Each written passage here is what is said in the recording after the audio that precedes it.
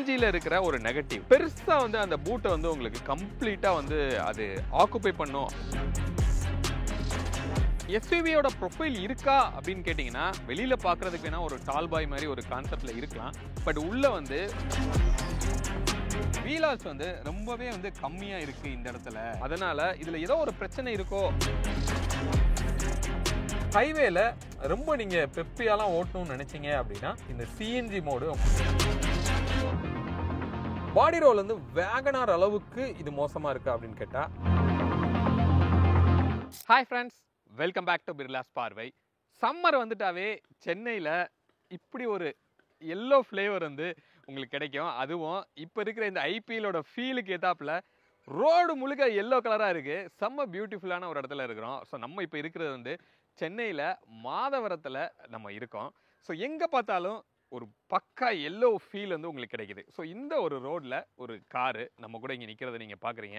S, தம்ப்நெயில்ல வந்து நீங்கள் பார்த்துருப்பீங்க.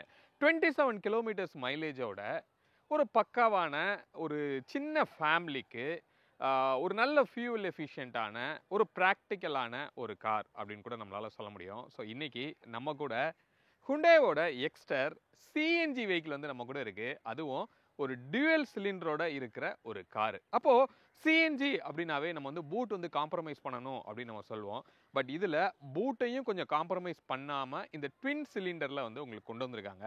அதை பற்றி தான் ரொம்ப டீட்டெயில்டாக பார்க்க போகிறோம். இது ப்ராக்டிக்கலாக எப்படி இருக்குது, டிரைவ் பண்ணும்போது இந்த சிஎன்ஜியோட பர்ஃபார்மன்ஸ் எப்படி இருக்குது, இது ஒரு சின்ன காம்பேக்டான ஃபேமிலிக்கு இந்த கார் ஒத்து வருமா இல்லையா அப்படிங்கிறத நம்ம பார்க்கலாம். வீடியோக்குள்ளே போகலாம். வீடியோக்குள்ளே போகிறதுக்கு முன்னாடி நம்ம சேனலை இன்னும் நீங்கள் சப்ஸ்கிரைப் பண்ணல அப்படின்னா சப்ஸ்கிரைப் பண்ணிக்கோங்க. பக்கத்தில் இருக்க பெல் பட்டனை கிளிக் பண்ணிக்கோங்க. அப்போ தான் நான் போடுற எஃபர்ட் உங்களை வந்து ரீச் ஆகும். இப்போ வீடியோக்குள்ளே போகலாம்.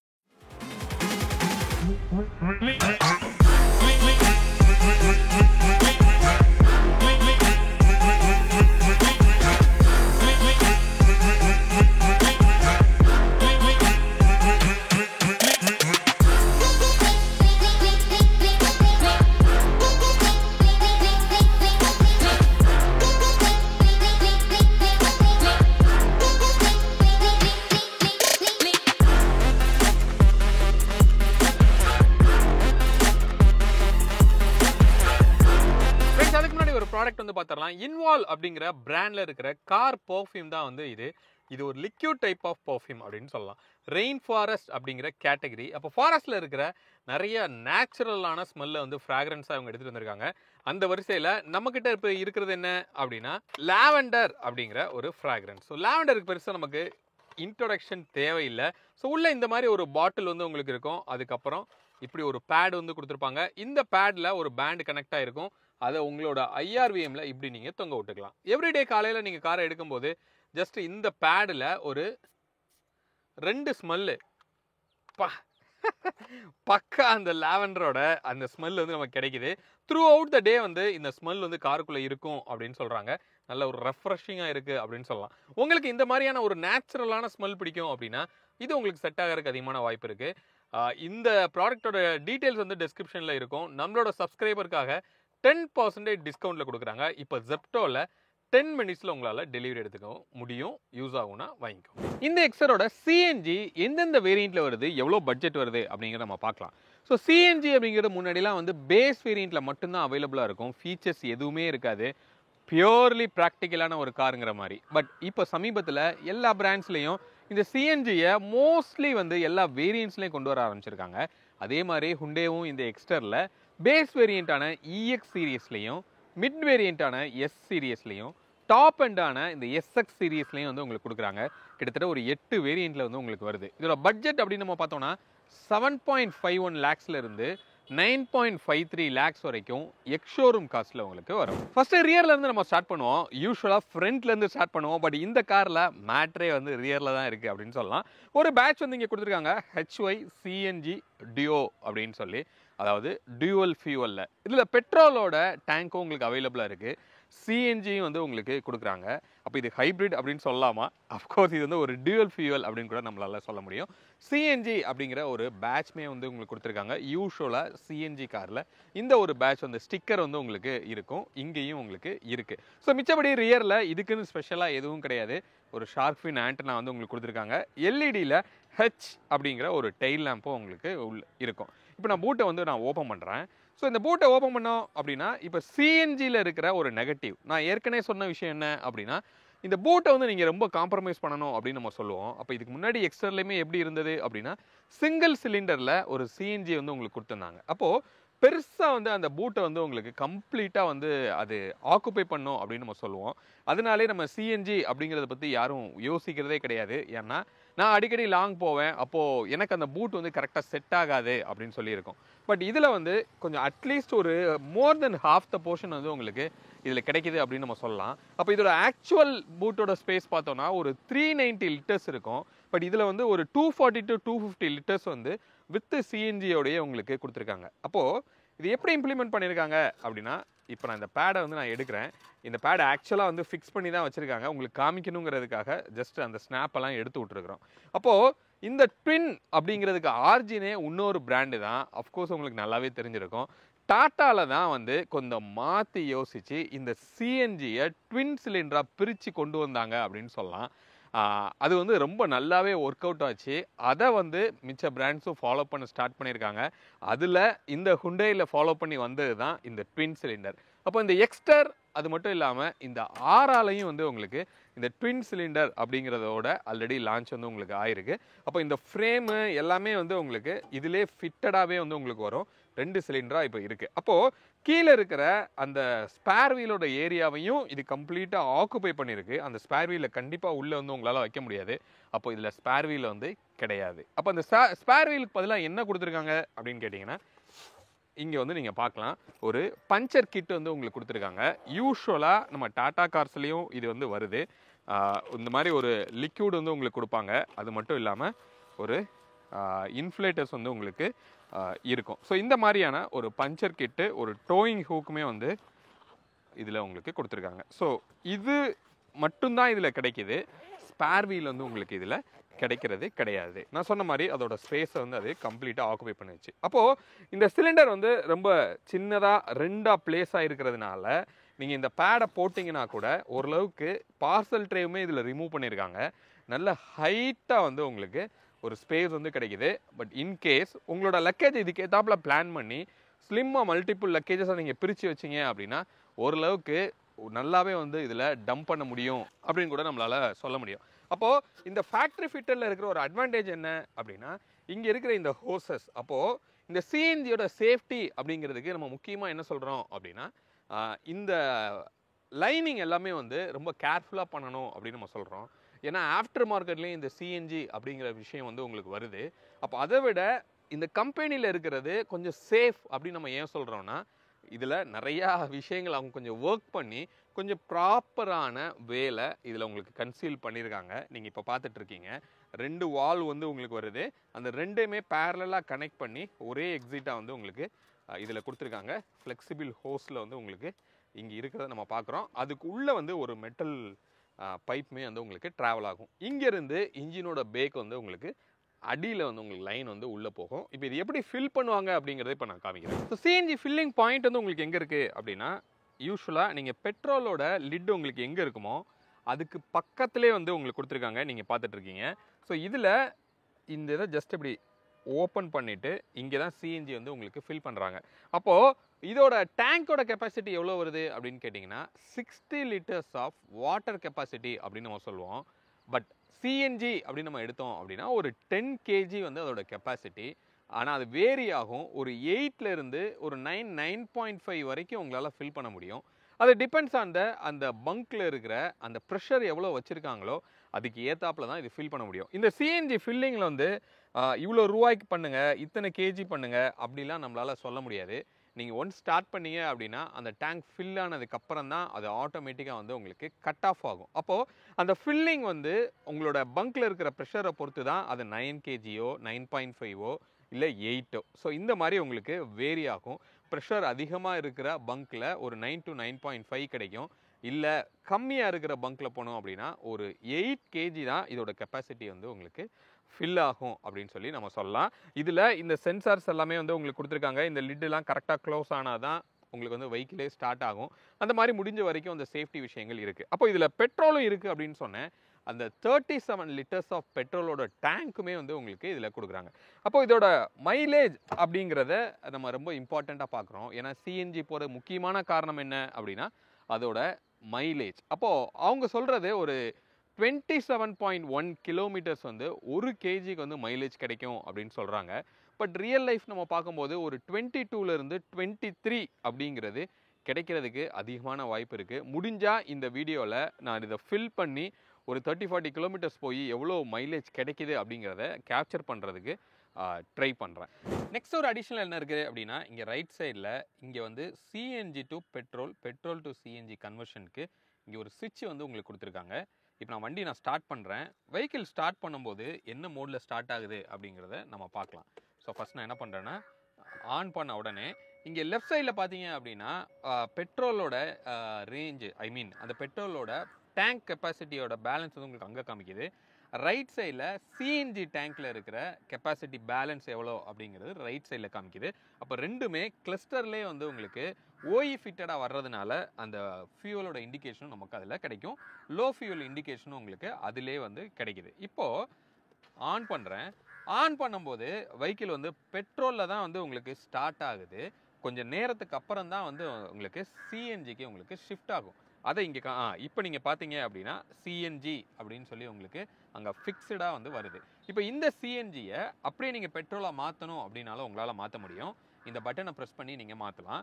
இப்போ அந்த சேஞ்ச் நமக்கு ஏதாவது இருக்கா ரிஃபைன்மெண்ட்டில் அப்படிங்கிறத நம்ம பார்க்கலாம். இந்த பட்டனை நான் வந்து ப்ரெஸ் பண்ணுறேன். நல்லாவே வந்து அந்த டிஃபரன்ஸ் வந்து தெரியுது. டக்குன்னு ஒரு சவுண்ட் வந்து கேட்டது நமக்கு தெரியுது. அதுக்கப்புறமா வண்டியோட ரிஃபைன்மெண்ட்டே கொஞ்சம் மாறுது அப்படின்னு சொல்லலாம். கொஞ்சம் வைப்ரேஷன் வந்து கம்மியாக இருக்குது பெட்ரோல் மோடில். இப்போ மறுபடியும் நான் சிஎன்ஜி மோடில் மாற்றணும்னா அப்படியே நான் ப்ரெஸ் பண்ணுறேன்.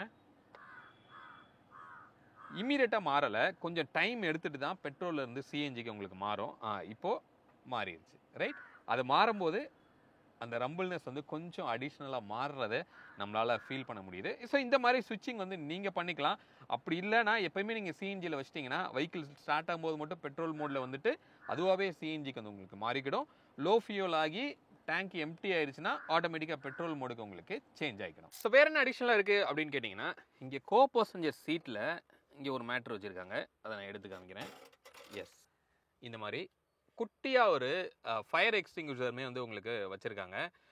ஸோ சிஎன்ஜி அப்படிங்கிறதுனால சேஃப்டிக்காக இது ஒரு டிவைஸும் உங்களுக்கு வருது. இந்த ஹூடில் என்னென்ன சேஞ்ச் இருக்குது அப்படிங்கிறத நம்ம பார்க்கலாம். ஸோ இதோட இன்ஜின் அப்படின்னு நம்ம பார்க்கும்போது அந்த 1.2 லிட்டரில் இருக்கிற கப்பா இன்ஜின் அப்படின்னு நம்ம சொல்கிறோம். ஹுண்டேவோட த மோஸ்ட் சக்ஸஸ்ஃபுல் இன்ஜின் அப்படின்னு கூட சொல்லலாம். ஏன்னா நிறைய டீகேட்ஸை கடந்து இன்றைக்கும் இந்த கப்பா இன்ஜின் அப்படிங்கிறது ரிலேபிளாக இன்னும் நிற்கிது. ஸோ இந்த இன்ஜின் தான் மோஸ்ட் ஆஃப் த அவங்களோட லைனப்பில் வந்து உங்களுக்கு இருக்கும்.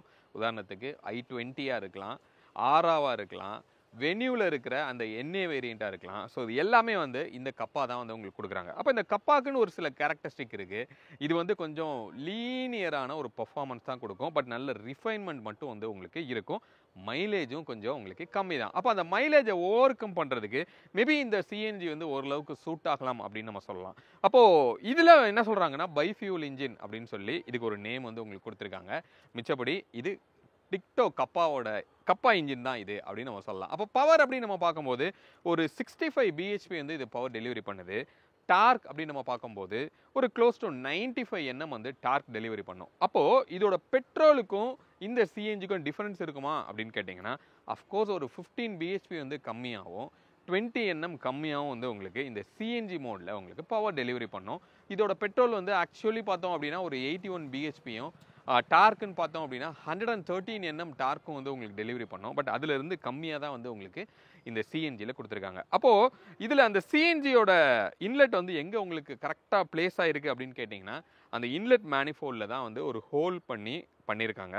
பட் இது ஃபேக்ட்ரி ஃபிட்டடாக வரும்போது அது ப்ராப்பராக வந்து அது கன்சீல்டு பண்ணி ஒரு கரெக்டான ஒரு இன்சர்ட்டில் வந்து அது நடந்திருக்குது. பட் ஆஃப்டர் மார்க்கெட்டில் நம்ம பண்ணும்போது அதெல்லாம் ஓப்பனாக இருக்கிறத நம்மளால் பார்க்க முடியும். இன்னொன்று சிங்கிள் இசிஎம்லேயே வந்து உங்களுக்கு சிஎன்ஜி அண்ட் பெட்ரோல் அந்த ரெண்டுக்கும் இருக்க ஸ்விட்சிங்குமே வந்து உங்களுக்கு கான்ஃபிகர் பண்ணியிருக்காங்க. வேறஸ் நம்ம ஆஃப்டர் மார்க்கெட்டில் பண்ணும்போது அது இன்னொரு இசிஎம்மே வந்து உங்களுக்கு பிளேஸ் பண்ணுவாங்க. ஸோ இந்த மாதிரி பண்ணும்போது உங்களுக்கு வாரண்டிங்கிறது ஆஃப்டர் மார்க்கெட்டில் வாய்ட் ஆகுது. பட் இந்த ஃபேக்ட்ரி ஃபிட்டரில் வித் கம்பெனியோட வாரண்டிலே வந்து உங்களுக்கு வர்றது ஒரு ப்ளஸ் அப்படின்னு கூட நம்மளால சொல்ல முடியும். இந்த எக்ஸ்டரை பற்றின கம்ப்ளீட் டீட்டெயில் ரிவ்யூ நம்ம ஏற்கனவே பார்த்துருக்கோம். அப்புறம் சிம்பிளாக ஒரு வாக் அரவுண்ட் வந்து நம்ம பார்த்துடலாம். இது பார்க்குறதுக்கு ஒரு மாதிரி பாக்ஸியான ஒரு ஸ்டைலில் தான் வந்து உங்களுக்கு இருக்குது. இதை மார்க்கெட் பண்ணுறதே ஒரு மைக்ரோ எஸ்யூவி அப்படின்னு சொல்லி தான் வந்து உங்களுக்கு மார்க்கெட் பண்ணுறாங்க. அப்போ ஒரு எஸ்யூவியோட ப்ரொஃபைல் இருக்கா அப்படின்னு கேட்டிங்கன்னா, வெளியில் பார்க்குறதுக்கு வேணால் ஒரு டால் பாய் மாதிரி ஒரு கான்செப்டில் இருக்கலாம். பட் உள்ளே வந்து ஒரு ப்ராப்பரான ஒரு ஹேட்ச்பேக் மாதிரி தான் ஒரு ஃபீல் வந்து உங்களுக்கு இருக்கும். ஒரு 3.8 மீட்டர்ஸ் வந்து இதோட லென்த் வந்து உங்களுக்கு இருக்கும். இதோட பிளாட்ஃபார்ம் அப்படின்னு நம்ம பார்த்தோம்னா, அந்த K1 அப்படிங்கிற அந்த பிளாட்ஃபார்மை யூஸ்வலாக ஆரா, இந்த எக்ஸ்டர், நியாஸ் இது எல்லாமே வந்து இந்த K1 பிளாட்ஃபார்மில் தான் வந்து உங்களுக்கு பில்ட் பண்ணியிருக்காங்க. ஸோ ஃப்ரண்ட்டில் பார்க்கும்போது ஒரு மாதிரி ஃப்ளாட்டான ஒரு ப்ரொஃபைல் தான்.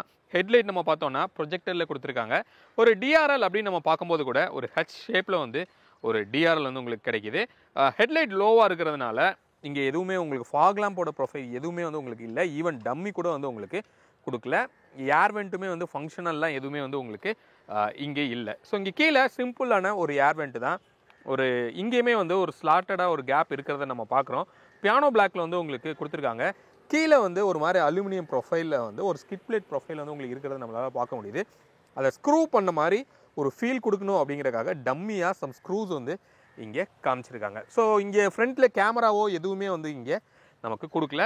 எக்ஸ்டருங்கிற ஒரு பேட்ச் வந்து கொடுத்துருக்காங்க. ஹுண்டே அப்படிங்கிற லோகோவோட பேட்ச்மே வந்து நமக்கு இங்கே கொடுத்துருக்காங்க. இந்த ஹூடே வந்து கொஞ்சம் ஷார்ட்டு தான். பெருசாக கட்ஸ் அண்ட் க்ரீசஸ்லாம் வந்து உங்களுக்கு கொடுக்கல. ஒரு பல்கியான ஃபீல் கூட உங்களுக்கு இருக்கிற மாதிரி இல்லை அப்படின்னு சொல்லலாம். சைட் லுக் அப்படின்னு நம்ம பார்க்கும்போது கூட ரொம்ப ஒரு மாதிரி பிளெயினான ஒரு சைட் லுக் தான். இங்கேயுமே வந்து சின்னதாக ஒரு பல்கியான ஒரு ஃபீல் வந்து கொடுத்துருக்காங்க.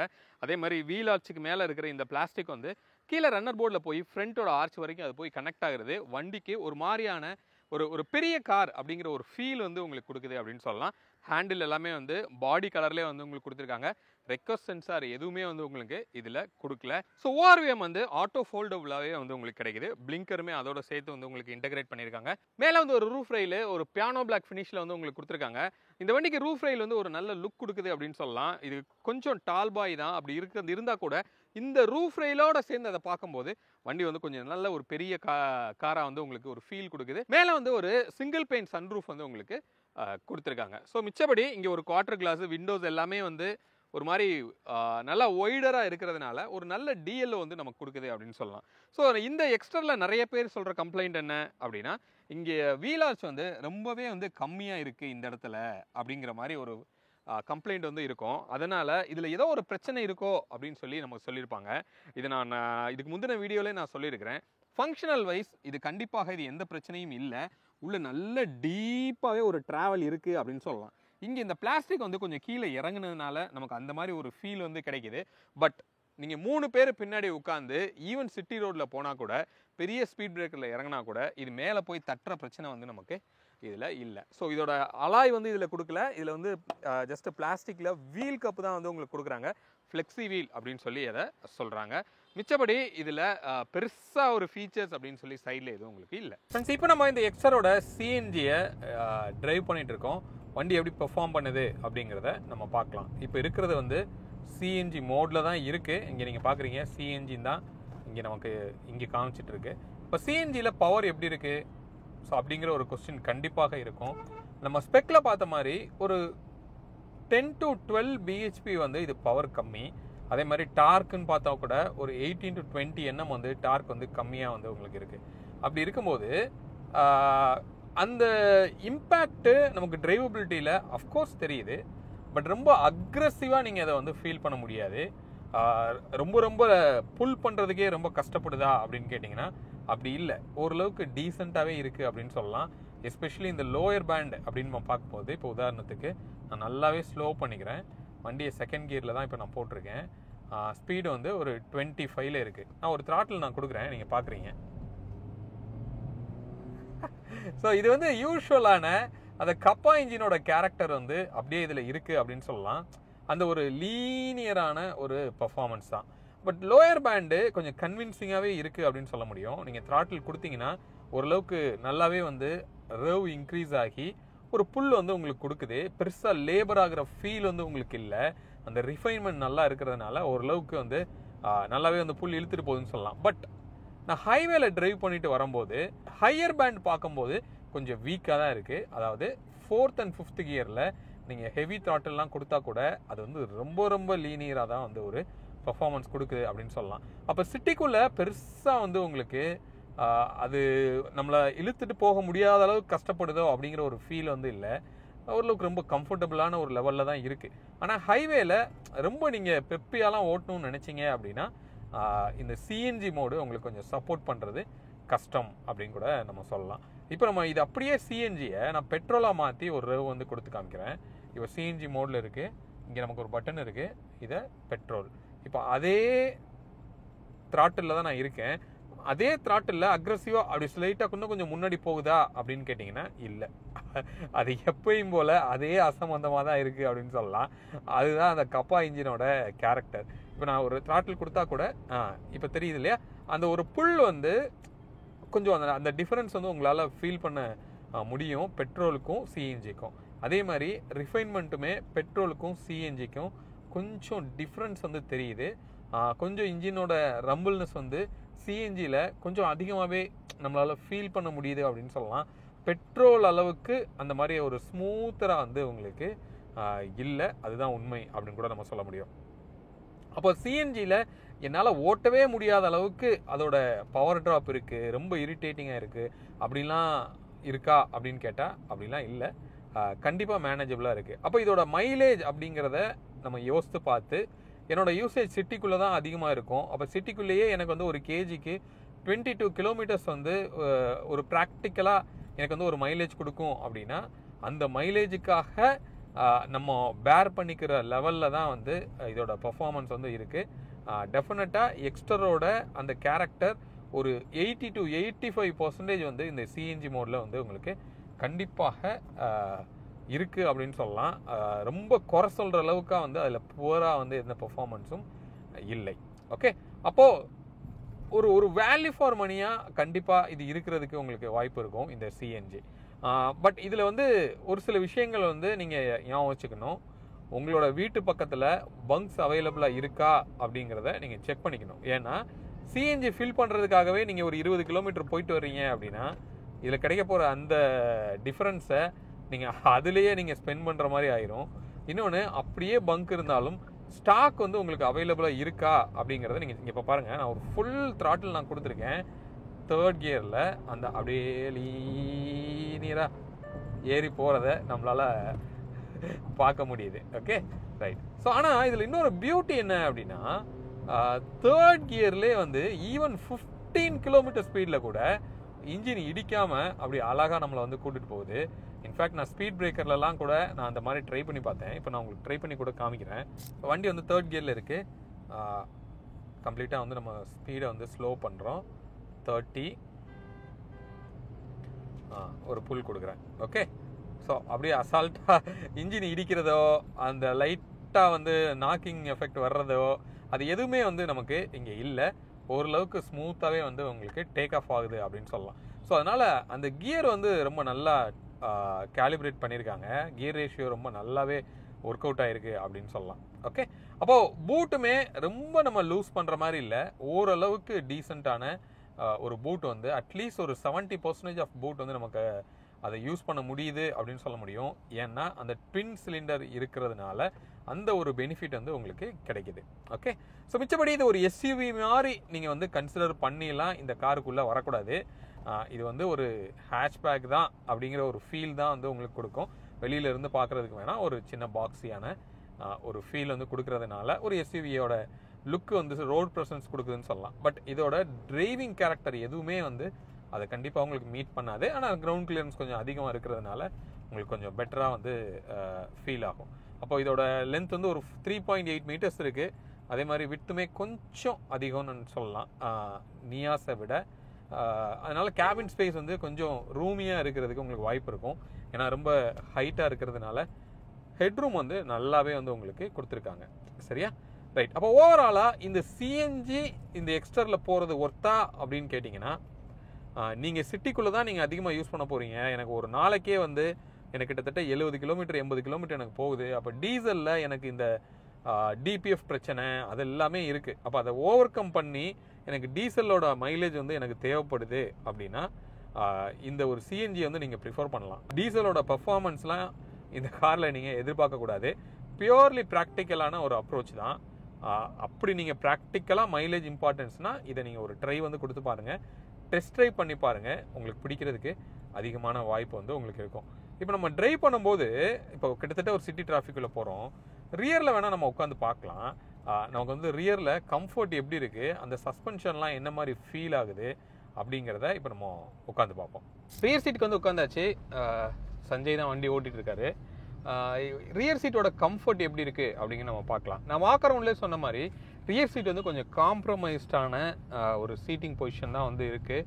சீட்டுமே வந்து கிட்டத்தட்ட ஒரு பெஞ்ச் டைப்பில் தான் வந்து உங்களுக்கு கொடுத்துருக்காங்க. கீழே வந்து அண்டத்தை கொஞ்சம் வீக் தான் அப்படின்னு சொல்லலாம். ரொம்ப லோவாக தான் உள்ளே போய் உட்காந்துருக்கிற மாதிரி ஒரு ஃபீல் வந்து இருக்குது. விண்டோ வந்து அப்படி கொஞ்சம் நல்லா அப்படி ஹைட்டாக இருக்கிறத நம்மளால் பார்க்க முடியுது. பட் டிஎல்ஓக்கு பஞ்சமே கிடையாது. நல்ல ஒரு ரூமியான ஒரு ஃபீல் வந்து நமக்கு கிடைக்குது. சன்ரூஃப் அப்படிங்கிறது ரொம்ப குட்டியாக தான் வந்து உங்களுக்கு கொடுத்துருக்காங்க. அது இருக்கிற ஒரு ஃபீல் வந்து இந்த ரியர் சீட்டில் இருந்து நமக்கு அதை பெருசாக நம்மளால் அதை என்ஜாய் பண்ணுற அளவுக்கு இல்லை அப்படின்னு சொல்லலாம். ஓகே, இப்போ இந்த சஸ்பென்ஷன் பார்க்கும்போது நம்ம ரொம்ப லோ டு த ஃப்ளோர் தான் வந்து உட்காந்துருக்குறோம். அப்போ அந்த அண்டுலேஷன்ஸ் நம்மளால் ஃபீல் பண்ண முடியுது. பட் அது ஒரு இரிட்டேட் பண்ணுற அளவுக்கு அது இல்லை. ஓரளவுக்கு மேனேஜபிளான ஒரு லெவலில் தான் வந்து உங்களுக்கு இருக்குது அப்படின்னு சொல்லலாம். இதோட டியூனே வந்து பார்த்தீங்கன்னா சஸ்பென்ஷன் ஒரு மாதிரி ஃபேமிலி கார் மாதிரி தான் டியூன் பண்ணியிருக்காங்க. ஒரு மாதிரி ரொம்ப சாஃப்டாக தான் வந்து உங்களுக்கு இருக்குது அப்படின்னு சொல்லலாம். அதனால உங்களுக்கு பெருசாக ஒரு டிரைவபிலிட்டிக்கு ஏற்றாப்புல அந்த ஒரு மாதிரி ஸ்டிஃபாலாம் வந்து உங்களுக்கு இல்லை.